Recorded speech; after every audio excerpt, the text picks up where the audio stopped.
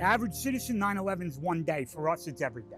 As time goes on, memories fade, but to a lot of us, it still happened yesterday. There's not a lot of people who get a front row seat to the circus. I worked at Two World, so I was there that day. I'd gone to a window facing the first tower, and I remember looking up, I guess around the 101st floor, and seeing all the fire and the pieces of the building coming down.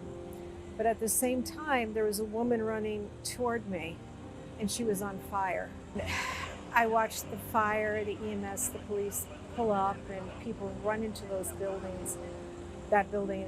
And I've often thought, who of those never came out? Maybe I was one of the last people to see them alive. The sky went black. It was only maybe 9:30 in the morning or so. And the papers that were blown out of the office was like confetti all over the place. That day, I was actually at training and assigned to a training schedule. But normally I work 6 in the morning to 2. So if I was working my 6 in the morning to 2, I most likely would have been in a building and possibly perished. I was assigned to security at the site to make sure no one entered the site and went on to the site grounds. So I was assigned at the high school, which was right down the block from the facility. And I was there for 4 months doing site security. It was very, very, I guess, ominous. It was very just different being down there, because I'm used to the city with all the noise and the hustle and bustle. And when we were down there, it was just dead quiet. There was nothing. There was just a couple of generators running off in the distance you could hear for lights and so forth. Other than that, there was just nothing down there. There was nobody to see, no lights on. It was dark. It was just quiet, and it was just very eerie.